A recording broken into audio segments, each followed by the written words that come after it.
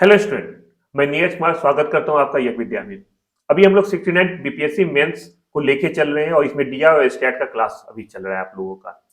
कुछ क्लास हुआ है जिसमें हम लोग का टारगेट है कि स्टैट डीआई में कैसे 72 में 72 मार्क्स लाया जाए। इस क्रम में हम लोगों ने बहुत सारा पोर्शन देखा है। आज इसी क्रम में हम लोग ग्राफ देखेंगे। ग्राफ के बारे में कल भी मैंने आपको बताया था, आज उस कड़ी को आगे बढ़ाएंगे। पहले मैं आपको जो कल बताया था उसके बारे में थोड़ा बता दूं, फिर हम लोग आज नया चीज देखेंगे। बच्चों देखो, ग्राफ क्यों बनाया जाता है? कोई भी जो स्टैट और डीआई है, खासकर मैं डीआई की बात कर रहा हूँ।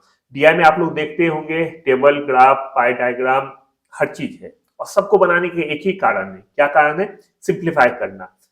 आपको जो एक नॉर्मल डेटा दिया जाता है वो देखने में उतना आसान नहीं लगता है, उसको सिंप्लीफाई करने के लिए ग्राफ का उपयोग किया जाता है। इवन मैं कहूँ डीआई का उपयोग किया जाता है। डीआई में जो टेबल बनाया जाता है, पाई चार्ट बनाया जाता है, सबका मकसद एक ही रहता है, आसानी से सबको समझ आ सके। इसी क्रम में ग्राफ भी है। ग्राफ से रिलेटेड कुछ थ्योरी का पार्ट है, वो यहाँ पे स्लाइड में दिया गया है। मैंने आपको बताया था कि क्वेश्चन बनाने से पहले 5 या 10 मिनट आपको स्लाइड पढ़ने में लगेगा। थ्योरी का पोर्शन प्लीज पढ़िए, इससे आप लोग का कॉन्सेप्ट बहुत ज्यादा क्लियर होगा। मैंने ग्राफ से संबंधित जो बातें बताई थी उसमें मैंने बताया था कि ग्राफ बनाते समय एक्स और वाई एक्सिस का यूज होता है। जैसे यहाँ दिया गया है, ये आपका एक्स एक्सिस है, ये वाई एक्सिस है। यहाँ पे प्लस होता है, यहाँ y का प्लस मान होता है, ये माइनस मान है x का, ये y का। और जो ये चार भाग है, 1 2 3 4, ये चार भाग को समझने के लिए मैंने इस तरह से आपको समझाया था कि जो फर्स्ट चतुर्थांश होता है उसमें x पॉजिटिव है। यहाँ पे देखो बच्चों, x पॉजिटिव है और y भी पॉजिटिव है इस पोर्शन में। दूसरा हम लोग लेते हैं जो सेकेंड इसका चतुर्थांश होता है, इसमें y मैंने बताया यहाँ पे y पॉजिटिव और x लेफ्ट में निगेटिव है, तो यहाँ पे ये हो गया। तीसरा, थर्ड चतुर्थांश में क्या है, x निगेटिव में है, y भी निगेटिव में है। और फोर्थ चतुर्थांश में x पॉजिटिव में है, y निगेटिव में है। तो ये हमारा नॉर्मल एक छोटा सा चीज है जिसको आपको ध्यान रखना होगा। एक चीज और मैं बता दूं कि ये जो ग्राफ होता है इसमें y और x को कहां पे रखा जाता है, ये आप बस याद रख लीजिए। क्या होता है कि ये जो ग्राफ होता है इसमें y एक्सिस हमेशा हॉरिजॉन्टल लाइन में होता है। हॉरिजॉन्टल लाइन क्या, सॉरी, वर्टिकल लाइन में होता है। वर्टिकल लाइन का मतलब होता है, हिंदी में उसको कहते हैं लंबवत या ऊर्ध्वाधर, एक सीधी रेखा। ये देखो बच्चों, ये y हुआ। y देखो यहाँ पे क्या होता है, y सीधी लाइन रेखा है। इसको क्या कहा जाता है, वर्टिकल कहा जाता है या ऊर्ध्वाधर कहा जाता है, लंबवत कहा जाता है।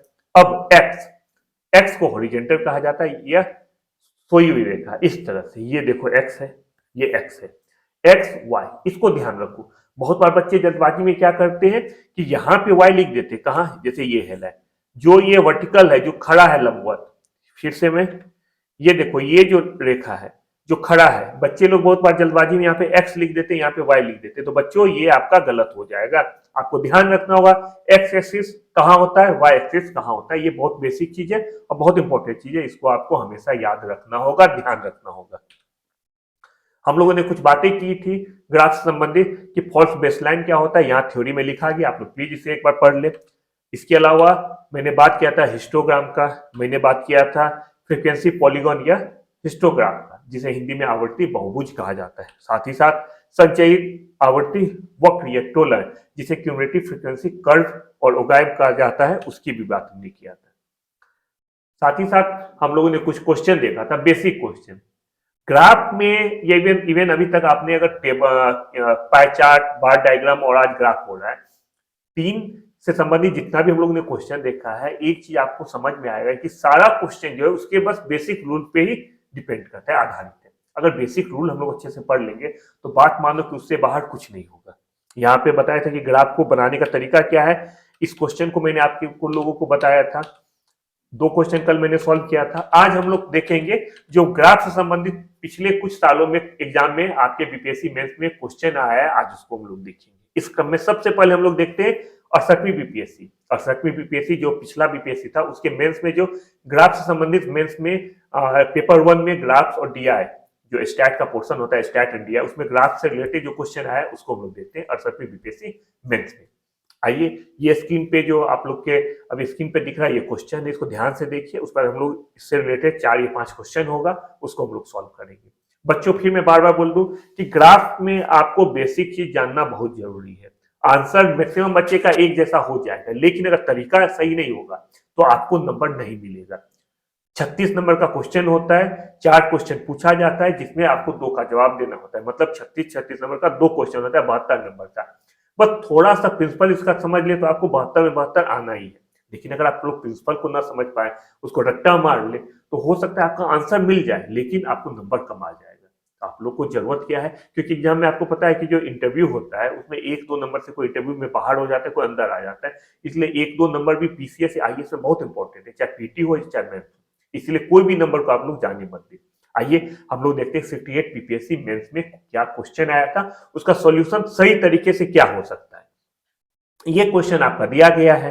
अब इस क्वेश्चन के बेस पे हम लोग आंसर बनाएंगे। क्वेश्चन क्या है कि निम्न ग्राफ का ध्यानपूर्वक अध्ययन कीजिए और नीचे दिए गए प्रश्नों के उत्तर दीजिए। वर्ष 2001 और 2006 की अवधि के दौरान कंपनी एबीसी और डीएफ द्वारा अर्जित प्रतिशत लाभ यहाँ बताया गया है। और प्रतिशत लाभ का फॉर्मूला क्या होता है, ये फॉर्मूला होता है आय माइनस व्यय अपॉन व्यय गुना 100। ये फॉर्मूला होता है प्रतिशत लाभ का। अब इसको हमको सॉल्व करना है। इसको सॉल्व किस तरह से करेंगे, आइए हम लोग देखते हैं कि क्वेश्चन क्या है, उसके बाद हम लोग देखते हैं सॉल्व किस तरह से करेंगे। क्वेश्चन है ए, इसमें आपको 4 या 5 क्वेश्चन होगा, वो पता चल जाएगा, हम लोग देखते जाएंगे। पहला क्वेश्चन क्या है कि माना कि 2005 में 2 कंपनियां एबीसी और डीएफ की आय क्रमशः 3:4 के अनुपात में थी। 2005 में उनके व्यय का संबंधित अनुपात क्या था, ये आपका क्वेश्चन है। क्वेश्चन में आपको दिया गया है कि आय का अनुपात 3:4 का है, तो आपको बताना है कि व्यय का क्या अनुपात होगा। अब बच्चों आय का अनुपात 3:4 है, तो यहां तो एक चीज पता चल गया। अगर हम लोग इसे सॉल्व करेंगे तो ये हम लोग लिख देंगे कि अगर एबीसी, अगर हम लोग ये लिख देते हैं कि एबीसी,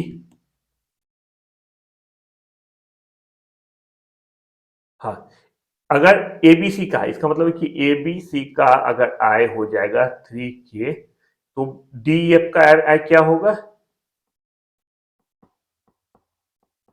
डीएफ का हो जाएगा 4K। क्यों होगा बच्चों, क्योंकि रेशियो है 3:4। ये के जगह पे आप एक्स दो, वाई दो, जेड दो, जो मन हो दे दो, लेकिन होता क्या है हम लोग कॉमन प्रैक्टिस होता है। जैसे आप देखते हो कि एक्स वाई माना जाता है, आप चाहे तो उसके एक्स के जगह पे अगर आप लोग लिख देंगे क या ख, या एक्स के जगह पे आप लोग लिख देंगे आई, तो बिल्कुल गलत नहीं होगा। लेकिन एक ट्रेंड पैटर्न है कि हम लोग पहले एक्स वाई मानते हैं, ये हम लोग के जहन में बैठा हुआ है बचपन से लेके अभी तक। उसी तरह से अगर अनुपात बनाना होता है तो एक कॉमन प्रैक्टिस है, रेशियो के क्वेश्चन में एक कॉमन प्रैक्टिस है कि कैसे हम लोग डिनोट करते हैं। इसीलिए हम लोग ने दे दिया कि एबीसी का आय 3K और डीईएफ का आय ये हो गया 4K।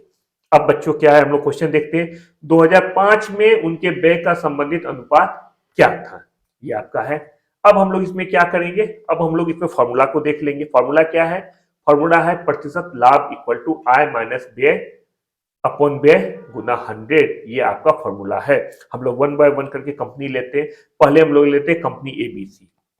एबीसी ठीक है बच्चों, एबीसी में क्या होगा, एबीसी में होगा प्रतिशत लाभ इक्वल टू आय माइनस व्यय अपन व्यय गुना 100, और ये है वर्ष 2005। तो 2005 देखो, ये है 2005।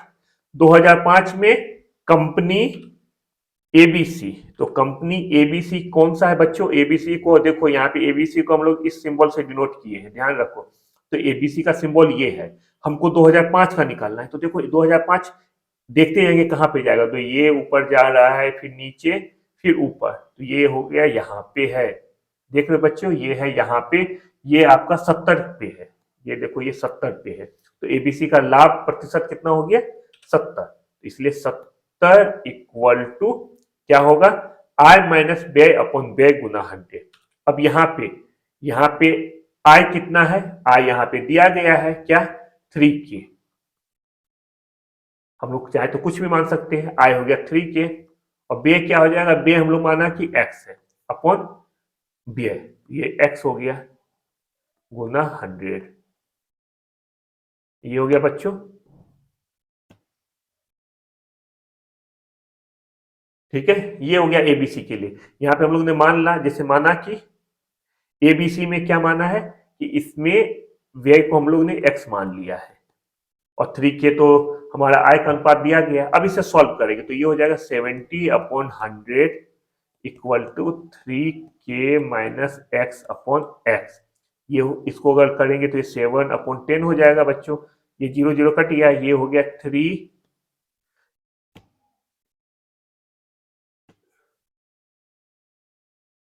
3k minus x upon x. तो ये मल्टीप्लाई करेंगे क्रॉस मल्टीप्लीकेशन तो ये हो जाएगा 7x equal to 10 3k minus x.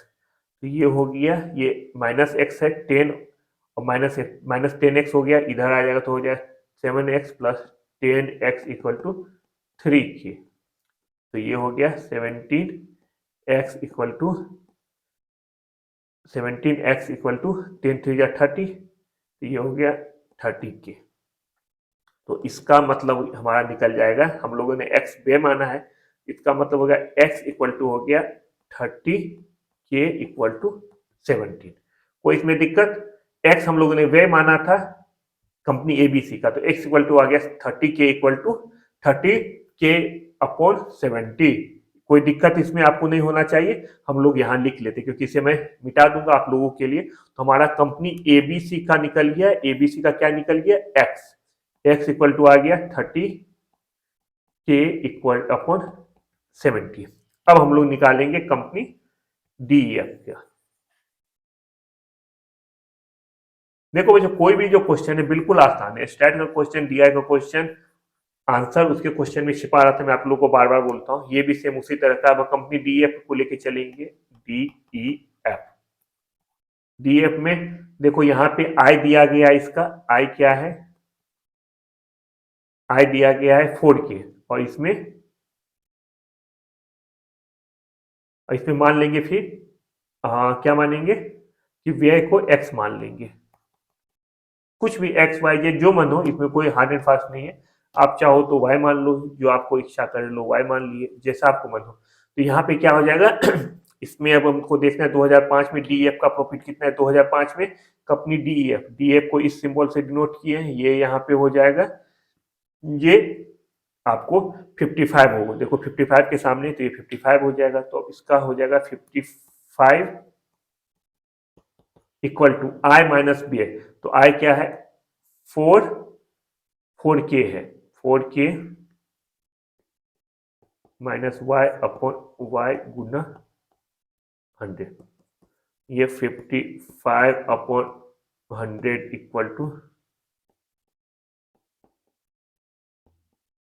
ये हो जाएगा 5 से 11, 5 से 20, ये हो जाएगा 4k minus Y upon Y. अब इसको अगर सॉल्व करें तो हो गया 11y इक्वल टू, इसको मल्टीप्लाई कर देंगे, ये हो जाएगा 80k माइनस 20y। यहाँ पे माइनस है तो इधर आ जाएगा तो प्लस हो जाएगा, plus 31y equal to 80k। अब y इक्वल टू क्या हो जाएगा, y इक्वल टू होगा 80k अपॉन 31। अब ये एबीसी और ये हो गया डीईएफ, डीईएफ का हो गया y equal to 80k upon 31। अब देखो हमको दोनों का व्यय निकल गया क्या है। एबीसी का जो एक्सपेंस, व्यय एक्सपेंडिचर कितना हो रहा है 30k अपॉन 70, और कंपनी डीईएफ का एक्सपेंडिचर कितना हो रहा है 80k इक्वल अपॉन 31। अब हमको क्वेश्चन क्या कह रहा है, क्वेश्चन हमें कह रहा है कि व्यय का संबंधित अनुपात क्या है। तो अनुपात तो बहुत आसान है, जब दोनों का हमको दिया गया डेटा तो अनुपात निकालने के लिए तो बच्चों का खेल है। क्या कहते हैं बच्चों, इसको हलवा पूरी की तरह खा जाते हैं। मतलब ये बिल्कुल हलवा पूरी खाने से भी आसान है। अगर आपको डेटा दिया गया है, उसका रेशियो निकालना है, तो ये तो क्लास 4 का बच्चा करेगा, अपोन करने से अनुपात निकल जाता है। तो ये अनुपात क्या हो जाएगा, हम ध्यान रखेंगे, क्या ध्यान रखेंगे कि किसका किसका अनुपात कर रहा है। कभी कभी होता है कि सब कुछ सही बना लिए, लेकिन क्वेश्चन में एबीसी का रेशियो डीएफ से नहीं करता है, डीएफ का रेशियो एबीसी से करता है। तो इसे हम लोग ध्यान देंगे कि अनुपात किसका कर रहा है। तो अनुपात कर रहा है एबीसी और डीएफ का अनुपात। तो एबीसी और डीएफ का अनुपात क्या हो गया 30k upon 70 upon 80k upon 31। तो ये हो जाएगा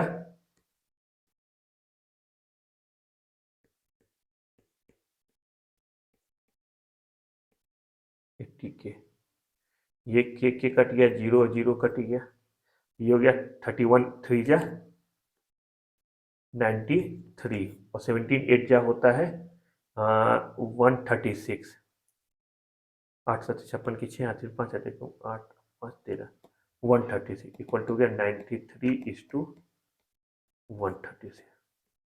ये आपका आंसर हो गया। ठीक है, अब हम लोग आगे चलते हैं। आगे क्वेश्चन क्या है कि अगर 2002 में कंपनी डीईएफ का खर्च रुपीज 190 करोड़ था, इसकी आय 2002 में क्या थी? ये आपका क्वेश्चन है कि अगर 2002 में, अगला क्वेश्चन है कि अगर 2002 में कंपनी डीईएफ का खर्च 190 करोड़ था तो इसकी आय 2002 में क्या थी? ये भी बिल्कुल आसान है। देखो हम लोग कैसे बनाते हैं। सबसे पहले डीईएफ, इसमें एक ही निकालना है, तो डीईएफ का लाभ, लाभ हमें दिया गया है।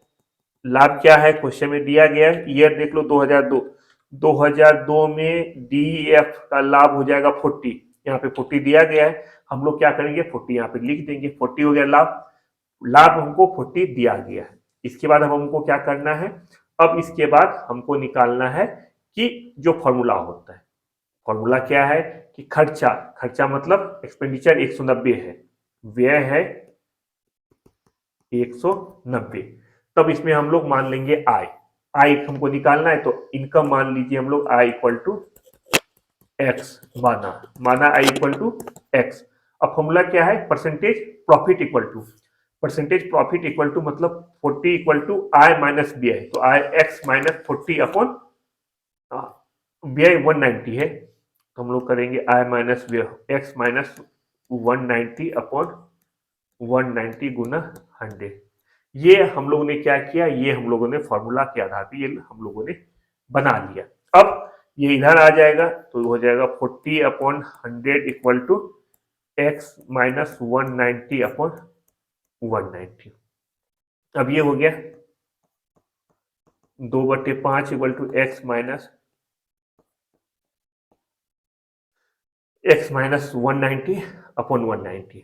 अब इसमें हम लोग क्या करेंगे, इसमें हम लोग क्रॉस मल्टीप्लिकेशन करते हैं, तो ये आप ये हो गया 190 into 2 380 equal to 5x minus 5 into 190, तो ये हो जाएगा 950, 950 हो गया। अब 5x इक्वल टू हो जाएगा 380 प्लस 950, इसलिए x इक्वल टू हो जाएगा, इसको कर देंगे 0 8 5 13 के 3 8 9 3 12 1 13 अपॉन 5 1330 अपॉन 5, तो इसको डिवाइड करेंगे तो ये क्या आएगा 5 दूनी 10 3 33 5 छके 30 30 5 छके 30, इतना करोड़। ये हमारा आंसर हो गया 266 करोड़। बच्चों देखो कितना आसान है दिखने में, फिर से बोलूंगा ये देखो 68 बीपीएससी में, मुझे नहीं पता कि कितना जगह आप लोगों ने ये क्वेश्चन देखा है, बहुत सारे मैंने बुक देखा है कि अभी तक 68 मेंस का उन्होंने अपडेट भी नहीं किया है, तो एक बार आप लोग एग्जाम जाने से पहले जरूर देख लो। हमेशा पिछला ट्रेंड को ज्यादा फॉलो किया जाता है, पिछले बार इस तरह का क्वेश्चन आया था तो इसे एक बार देख लो, ये सबसे टफ क्वेश्चन था, और देखो सबसे टफ क्वेश्चन कितना आसान है, तो आप लोग समझ सकते हो कि आगे कितना, अगर आप लोग के पास कॉन्सेप्ट क्लियर है तो कितना आसानी से क्वेश्चन बनते जाएगा। अब हम लोग देखते हैं सी, इसमें क्या है कि अगर 2001 में कंपनी एबीसी और डीईएफ के व्यय समान थे, एक्सपेंडिचर एक जैसा है, और 2001 में दोनों कंपनियों की कुल आय 825 करोड़ थी, तो 2001 में दोनों कंपनियों का कुल लाभ क्या था? बच्चों इसमें क्या कह रहा है, ध्यान दो, थोड़ा सा ट्रिकी है, आसान है ट्रिकी है, ठीक है ना, बिल्कुल आसान क्वेश्चन है, सिर्फ इसमें कभी कभी क्या होता है जब फिगर ज्यादा होता है ना, अब जैसे एग्जांपल के लिए कहते हैं, अगर ये मैं कहूँ 10 इंटू 5, इसको मल्टीप्लाई करेंगे तो आंसर क्या होगा, आप लोग में से सारे बच्चे का जवाब होगा 50। आखिर 50 क्यों हुआ? क्योंकि मल्टीप्लिकेशन का सबसे पहला रूल है कि 5 को 0 से मल्टीप्लाई किए, 0 आया, फिर 5 को 1 से करेंगे तो 5 आइए 50 हो गया।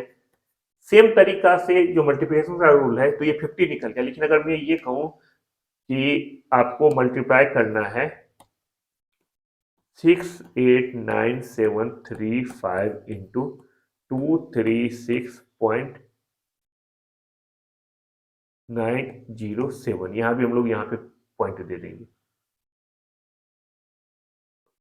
अब अगर ये कहा जाए 6897.353 को गुना करेंगे 236.907, अगर इसे मैं कहूँ गुना करने के लिए, तो बात मानो बच्चों, आप लोग में से बहुत सारे बच्चे सोचेंगे यार पता नहीं सही होगा नहीं होगा, जबकि आपको ही पता है कि तो बच्चों का क्लास ये सेकेंड थर्ड में मल्टीप्लिकेशन सिखाया जाता है, चलो थोड़ा लंबा डिजिट है तो 4 में सिखाया जाता है।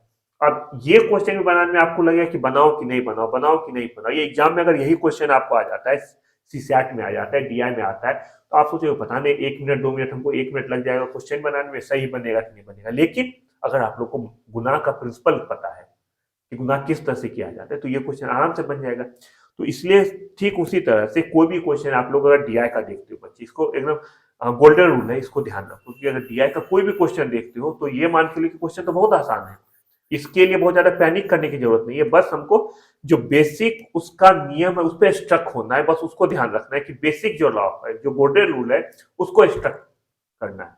उस पर स्टक रहने का मतलब क्या है कि आपको क्वेश्चन को बहुत अच्छे से पढ़ना है और हमेशा ध्यान रखना है कि जो आंसर है वो क्वेश्चन में छिपा हुआ है, उसमें आपको कुछ करने की जरूरत नहीं है। क्वेश्चन का आंसर क्वेश्चन में छिपा हुआ है, उसमें आपको कुछ करने की जरूरत नहीं है, बस यही ध्यान रखना है और क्वेश्चन बनाते चलना है।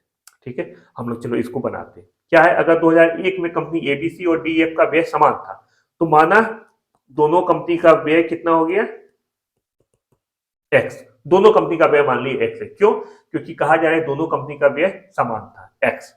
अब 2001 में दोनों कंपनियों का कुल आय 825 करोड़ था, तो क्या मानेंगे दोनों कंपनी का आय वाई है, ये सही होगा, ये नहीं होगा। क्यों नहीं होगा बच्चों, क्योंकि दोनों कंपनियों का आय कर 825 है, हो सकता है दोनों कंपनी का आय वाई वाई हो, मतलब बराबर भी हो, मे भी बराबर हो, मे भी बराबर नहीं हो, क्योंकि दोनों कंपनी का दिया है कि आय 825 करोड़ है, ये नहीं दिया गया बराबर है बराबर नहीं है, तो हम लोग ये मान के चलते हैं कि शायद बराबर नहीं हो या हो, उससे कोई मतलब नहीं है।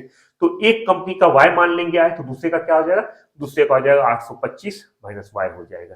ठीक है, तो अब इसमें हम लोग शुरू करते हैं इसको करना कि किसको एक्स मानेंगे किसको वाई, ये हम लोग को देखना होगा।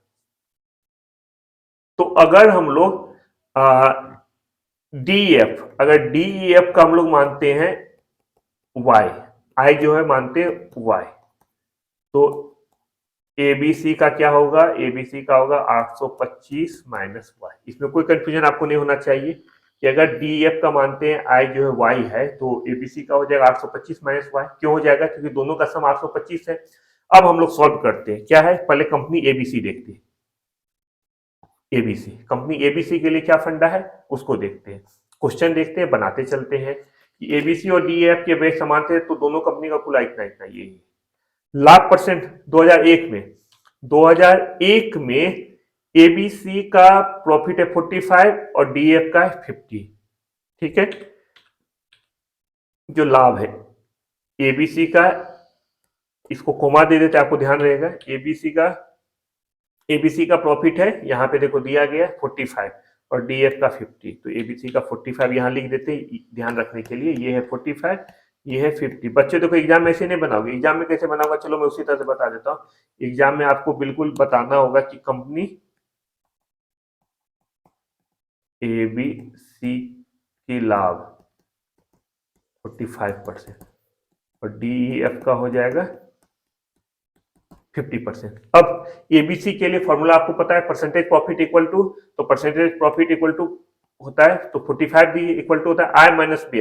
आई क्या है बच्चों, आई देखो 825 माइनस वाई है, तो आई 825 माइनस वाई, आई माइनस बी, वे क्या है एक्स अपॉन एक्स गुना 100। देखो बच्चे ये फॉर्मूला होता है, तो ये हो गया 45 minus 825 minus Y minus X गुना अपॉन एक्स गुना 100, ये फॉर्मूला होता है। तो इसको इक्वल टू ये हो गया 45 अपॉन 100, ये हो गया 825 minus Y minus x upon A. इसको अगर सॉल्व करेंगे तो ये हो गया 5 9 9 अपॉन 20 इक्वल टू दिस जो दिया गया है।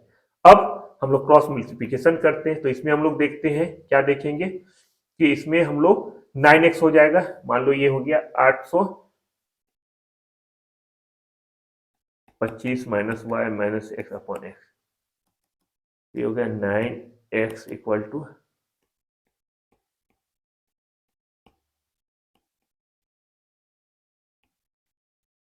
20x। इसे हम लोग सॉल्व कर लेंगे, तो ये क्या हो जाएगा 20 माइनस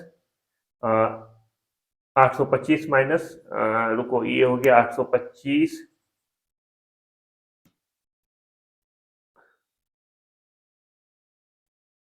ये हो गया।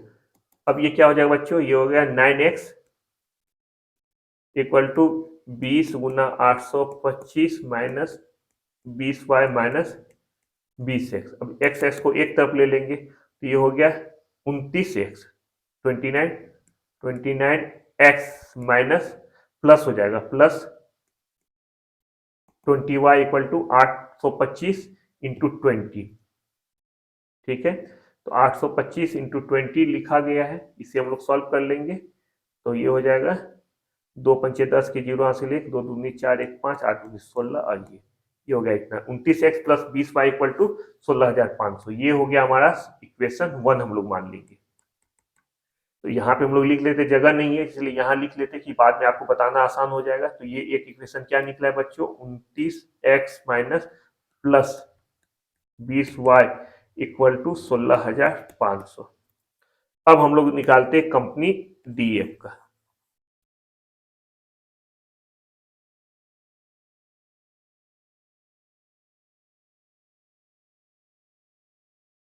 अब देखो बच्चों डीएफ का निकालते हैं,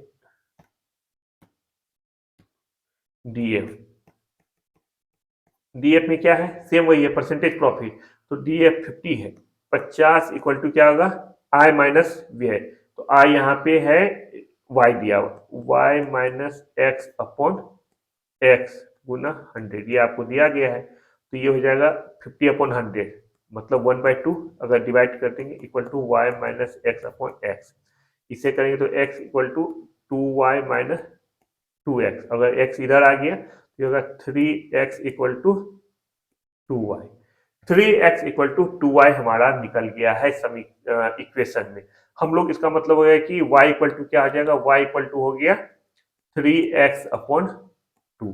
ये हम लोग सेकेंड मान लिए equation, y equal to 3x upon 2। तो y का वैल्यू हम लोग 1 में पुट कर देंगे, 1 यहाँ है बच्चों, y का वैल्यू अगर 1 में पुट करेंगे तो ये क्या हो जाएगा 29x इक्वल टू प्लस 20 गुना y की जगह पे 3x अपॉन 2 इक्वल टू 16,500। तो ये हो गया 29x, ये कट गया 10 प्लस 30x इक्वल टू 16,500। तो ये 29 और 30 हो जाता है 59x equal to 16,500, x equal to 16,500 upon 59। ये x हो गया 16,500 इंटू 59। तो बच्चों x क्या है, x व्यय है, किसका व्यय है, कंपनी एबीसी और कंपनी डीएफ का। मतलब दोनों कंपनी का व्यय समान है, तो टोटल व्यय है कितना हो जाएगा 2 इंटू टोटल व्यय कितना हो जाएगा, कुल व्यय 2 गुना 16,500, रुको मैं गायब हो जाता हूं, 2 गुना 16,500 अपॉन 59। ठीक है, कुल व्यय इक्वल टू हो गया 2 गुना 16,500 बट्टे 59। अब प्रश्न में दिया गया है कि दोनों कंपनी का कुल आय 825 करोड़ है, दोनों कंपनी का कुल आय 825 है, तो दोनों कंपनियों का कुल आय 825 से मैं हटा देता हूं। तो अब हमको दोनों कंपनियों का निकालना होगा। देखो कुल व्यय दोनों कंपनी का निकल गया बच्चों, ये है। अब दोनों कंपनियों का लाभ क्या है, लाभ पता है, तो लाभ बराबर हमेशा होता है आई माइनस, हमको निकालना है लाभ, दोनों कंपनियों का लाभ होता है आई माइनस व्यय। ठीक है, आय कितना है दोनों कंपनियों का, आय दिया हुआ है, देखो 825 करोड़ रुपया आय दिया हुआ है, तो ये होगा 825 माइनस व्यय कितना है 2 गुने 16,500 अपॉन 59। तो इसे हम लोग या तो सॉल्व कर लेते हैं, इसे अगर हम लोग सॉल्व करेंगे तो ये हमारा हो जाएगा, मैंने पहले किया हुआ था तो ये मैं लिख देता हूँ आपका समय बचाने के लिए, 559 अपॉन 32, ये हमारा सॉल्व करने पे ये आ जाता है। इसको अगर सॉल्व करते हैं तो ये आ जाता है, इक्वल टू हो जाएगा, इसे अगर करेंगे 266.68 करोड़। ठीक है, ये हमारा हो गया आंसर। ये कितना आसान क्वेश्चन है ये आप लोग देख रहे होंगे कि बिल्कुल आसान क्वेश्चन है, पैनिक करने का तो जरूरत ही नहीं है। अब हम लोग आ जाते हैं अगले क्वेश्चन पे। अगला क्वेश्चन क्या है? अगला क्वेश्चन है कि वर्ष 2004 में कंपनी एबीसी की आय रुपीज 750 करोड़ थी। इसका खर्च वर्ष 2000 में क्या था? आसान क्वेश्चन है। 2004 में कंपनी एबीसी की आय 750 करोड़ है, तो 2004 में हम लोग एबीसी का लाभ देखते हैं। 2004 में एबीसी का लाभ ये है 55%। ये हमको बस निकालना है, 55% दिया हुआ है, तो 55% है, आय 750 करोड़ है, तो व्यय क्या होगा? तो व्यय मान लिए कि व्यय इक्वल टू एक्स माना, और लाभ कितना है भूल गया था। 2004 में कंपनी एबीसी 55, लाभ इक्वल टू 55%। ये बच्चों 5 जो है ये मार्क्स लिखा हुआ है, इसमें आपको परेशान मत होना। जैसे यहाँ पे भी देखो 10 लिखा है, ये 10 नंबर का ये क्वेश्चन था, ये क्वेश्चन 5 नंबर का है। मैंने जानबूझ के इसे रहने दिया कि आप लोग को आइडिया लगेगा कि कोई क्वेश्चन से ये क्वेश्चन, इसमें कुछ नहीं है, बस लंबा लंबा डिजिट है। 16,500 गुना 2 अपॉन 59 दिखने में बहुत भारी लगता है, लेकिन तो हम मेहनत करोगे तो 10 नंबर मिलेगा, इसलिए 10 नंबर का है। अब लाभ दिया हुआ है 55%, आय दिया है 750। हमको निकालना है खर्च क्या था, खर्च का मतलब ये हो गया, तो इसका हो जाएगा 55 इक्वल टू जो फॉर्मूला है आय माइनस व्यय, आय है 750 माइनस एक्स अपॉन एक्स गुना 100, ये हो जाएगा 55 upon 100 equal to 750 minus x upon x. इसे सॉल्व करेंगे तो 5 11 जा 520, ये हो गया 750 माइनस एक्स अपॉन एक्स। अब इसे हम लोग सॉल्व कर लेंगे, क्या होगा क्रॉस मल्टीप्लिकेशन करेंगे तो ये हो जाएगा 11 एक्स इक्वल टू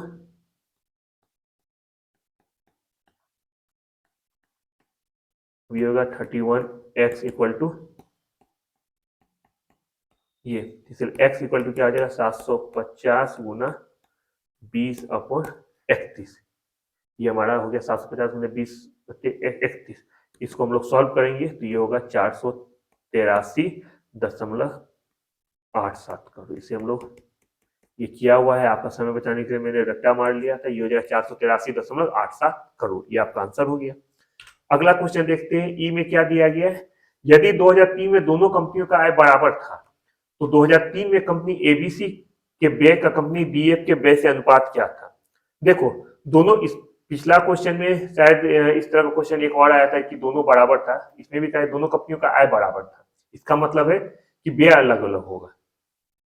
तो उनका एबीसी के व्यय और कंपनी डीएफ के व्यय का क्या अनुपात है, ये भी बिल्कुल वही लेंदी क्वेश्चन है, लेकिन एक ही चीज है। अब 2003 में, तो 2003 में एबीसी का देख लेंगे कितना दोनों का प्रॉफिट है। 2003 में देखो बच्चों, एबीसी का है 60% और डीएफ का है 55, ध्यान रखना एबीसी का 60, डीएफ का 55। अब एबीसी को लेके चलते हैं, एबीसी में एबीसी यहां लेते हैं, हमको क्या दिया गया है, एबीसी का लाभ है 60, तो लाभ मान लो दिया गया है 60%, और अब हमको 60% लाभ दिया गया है। दोनों कंपनियों का आय बराबर है, आय एक समान है, तो मान लो आय हम लोग मान लेते हैं आय इक्वल टू एक्स। अब हम लोग बनाएंगे, इसको सॉल्व कर देंगे। अब इसमें को करने के लिए कैसे निकालेंगे, सेम उसी फॉर्मूला को पुट करेंगे। प्रतिशत लाभ 60 इक्वल टू क्या हो जाएगा, आय माइनस व्यय, आय हो गया एक्स और व्यय, व्यय को आप लोग कुछ भी लिख सकते हैं, मान लो कि व्यय को हम लोगों ने ए मान लिया, ए दे देंगे, व्यय इक्वल टू ए माना, ठीक है, इतना अपॉन ए गुना 100, ये हो गया 60 बटे, ये हो गया 23 या 3 upon 5 equal to x minus A upon A, ये हो गया 3a equal to 5x minus 5a, ये प्लस हो जाएगा 8a equal to 5x, 8a equal to 5x, इसलिए a इक्वल टू हो गया 5x अपॉन a, मतलब कंपनी एबीसी का व्यय कितना हो गया, तो ये a का वैल्यू निकल गया 5x अपॉन 8। अब हम लोग देखते हैं डीबीसी के लिए, कंपनी डीएफ,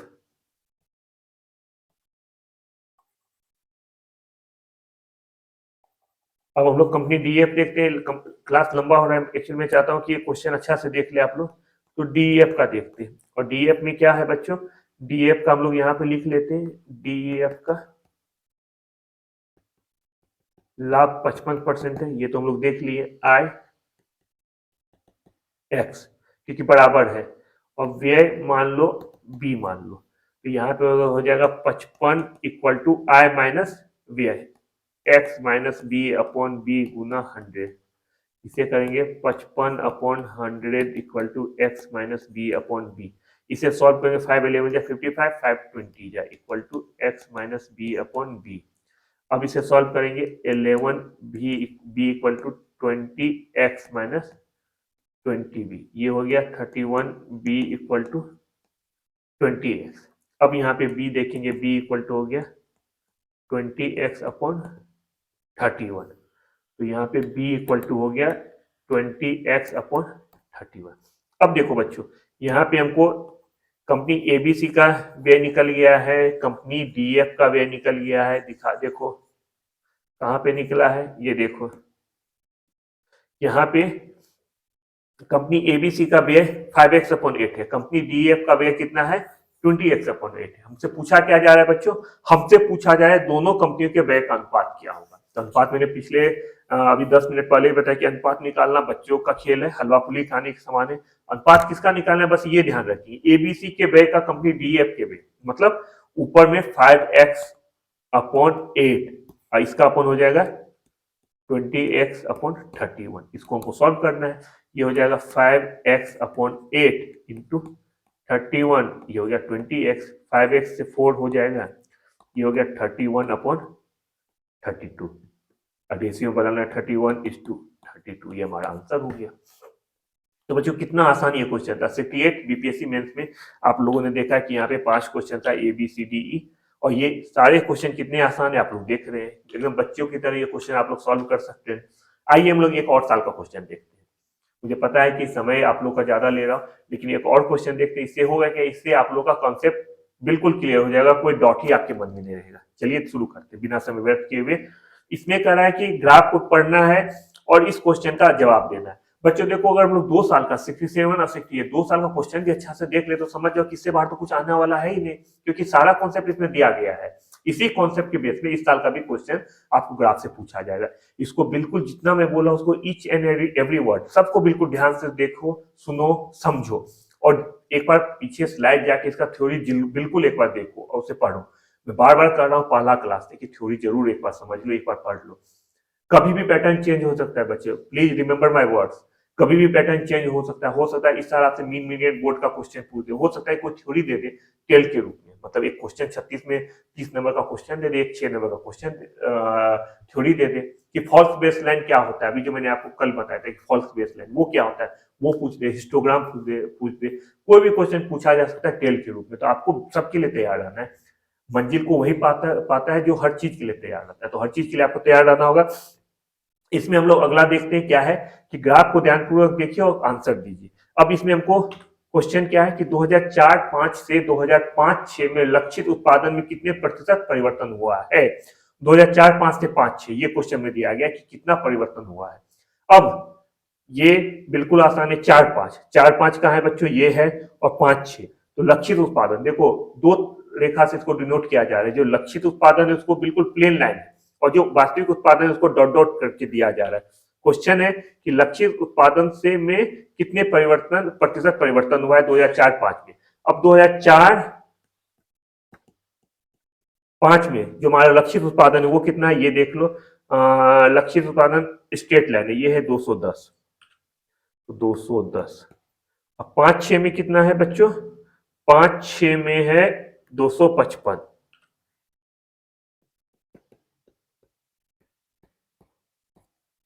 5-6 में 255, तो हमारा परिवर्तन कितना हुआ है, परिवर्तन हमारा ये सारा हजार में है इसलिए मैं हजार नहीं लिख रहा, परिवर्तन हमारा है 255 माइनस 210 इक्वल टू 45 का परिवर्तन हुआ है।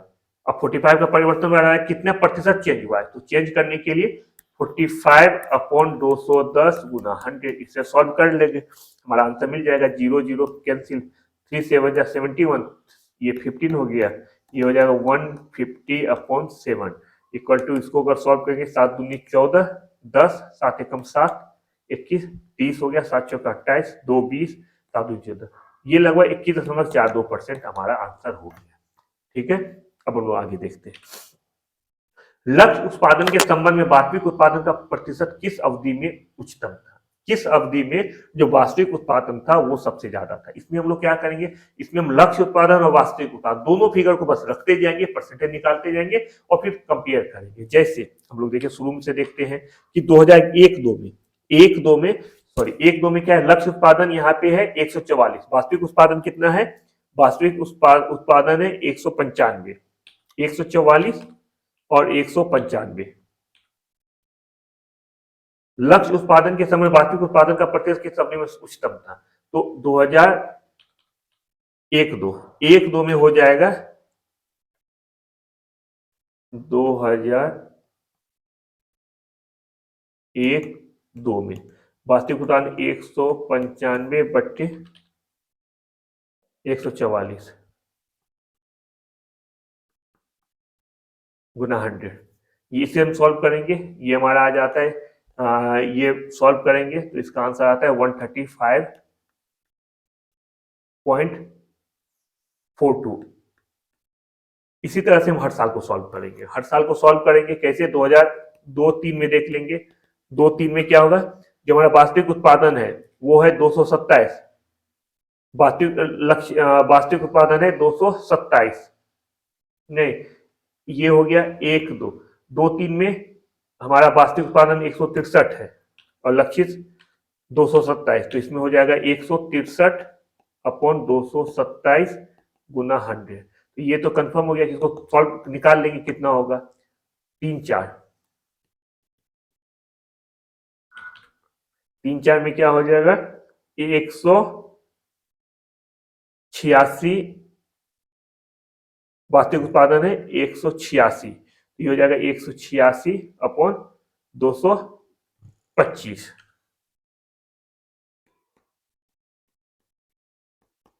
गुना 100। इसे हम लोग सॉल्व करेंगे तो ये हो जाएगा 148 हमारा। 4-5 में क्या है, 4-5 में हो जाएगा 284/210।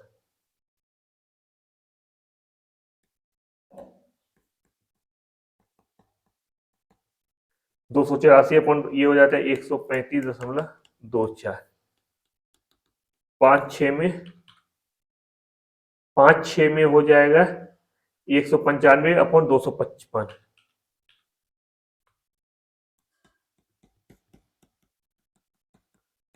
देखो ये तो हमेशा कम में होगा, 100 से कम होगा, इसलिए मैं इसका मान नहीं निकाल रहा।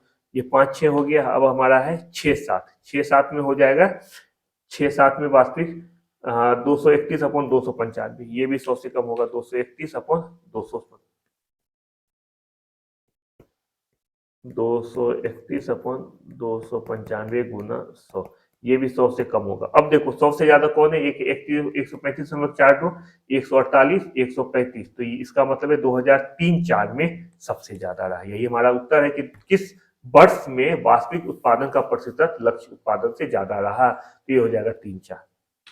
अगला क्वेश्चन क्या है, उन वर्षों की संख्या जिसमें वास्तविक उत्पादन औसत वार्षिक उत्पादन से अधिक था और उन वर्षों की संख्या जिसमें वास्तविक उत्पादन औसत वार्षिक उत्पादन से कम था, का अनुपात क्या है? अब देखो इसमें में वास्तविक उत्पादन का औसत वास्तविक उत्पादन से अधिक था, तो वास्तविक उत्पादन का औसत निकालने के लिए क्या होगा, वास्तविक उत्पादन को ऐड करना होगा। हर साल के वास्तविक उत्पादन को ऐड करेंगे और उसके बाद उनका एवरेज निकाल देंगे। तो इसमें हो जाएगा 195 plus 163 plus 186 plus 284 plus 195 plus 231/6, ये हो जाएगा 2254/6 इक्वल टू 209। तो बच्चों हमारा एवरेज वास्तविक उत्पादन हो गया 209। अब हमको देखना है कि किस वर्ष जो है अधिक था, जो उत्पादन था वो एवरेज से अधिक था। 209 से ज्यादा किस किस वर्ष था ये देख लेते हैं। कितना साल 209 से ज्यादा है वास्तविक उत्पादन, तो देखो वास्तविक उत्पादन 209 से ज्यादा एक 284 भी है और एक 231 है। 2004-5 और 2006-7, 2004-5 और 2006-7 में वास्तविक उत्पादन जो है वास्तविक एवरेज उत्पादन से ज्यादा है। इसका मतलब ये हो गया दो क्या हो गया, जिसमें वास्तविक उत्पादन औसत वार्षिक उत्पादन से अधिक था, ये हो गया 2। अब हमको अनुपात निकालना है किसका, जिसमें कम था, वास्तविक उत्पादन जो है औसत वास्तविक उत्पादन से कम था, उन दोनों का रेशियो निकालना है। तो 209 से कम किसमें है, 209 से कम है एक 195 है, 2001 दो, 2 3 2 साल हो गया, 3 4, उसके बाद 5 6 4 साल ऐसा है जिसमें वास्तविक उत्पादन जो है औसत वार्षिक उत्पादन से कम था। तो ये हो जाएगा 2/4 इक्वल टू 1/2 इक्वल टू 1:2।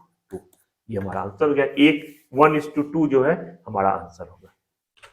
अगला क्या है कि वर्ष 2002 3 5 6 6 7 के लिए लक्षित उत्पादन का योग, लक्षित उत्पादन के योग का अनुपात इन वर्षों के वार्षिक उत्पादन के योग से निकालिए। लक्षित उत्पादन के योग का अनुपात इन वर्षों के वार्षिक उत्पादन के योग से निकालिए। ये भी आसान है। हम 3 साल 2 3 5 6 और 6 7 के लक्षित उत्पादन को देखेंगे कितना कितना है। तो इन तीनों साल को अगर हम देखते हैं लक्षित उत्पादन, तो ये हमारा आ जाएगा, ईयर कौन सा है, 2 3 5 6 6 7, 2 3 5 6 6 7, लक्षित उत्पादन 2 3 125, 2 3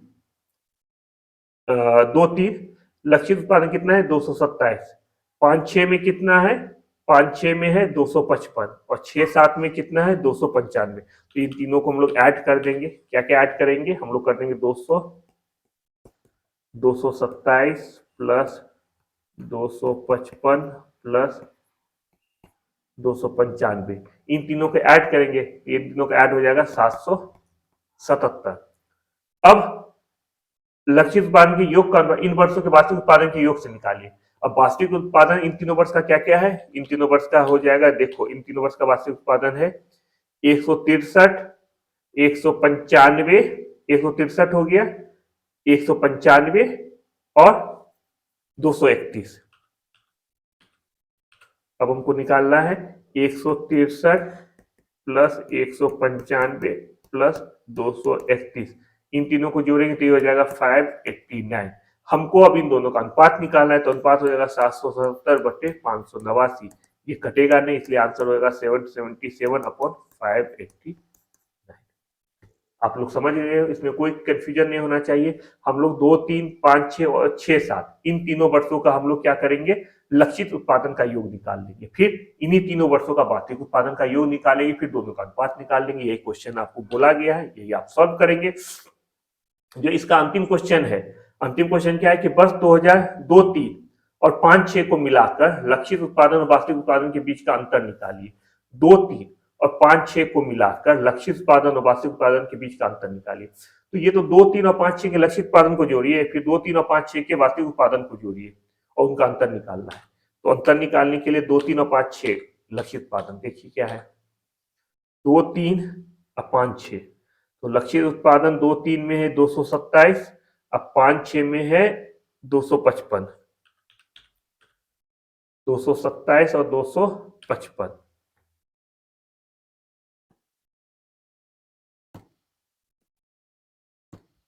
ये हो जाएगा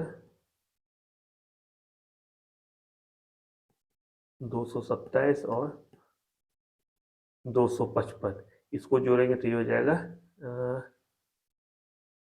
482। ये हो गया लक्षित उत्पादन। अब वास्तविक उत्पादन कितना है दोनों साल का, 2 3 और 5 6, देखिए 2 3 में वास्तविक उत्पादन है 163 और 5 6 में क्या है 195, 163 और 195, तो इन दोनों को जोड़ देंगे, क्या हो जाएंगे 163 और 195, 163 और 195 को जोड़ते हैं तो ये हो जाएगा 358। अब हमको इन दोनों का अंतर निकालना है, तो अंतर हो जाएगा 482 माइनस 358 इक्वल टू 12 में 8 गया 4, 7 में 5 गया 2,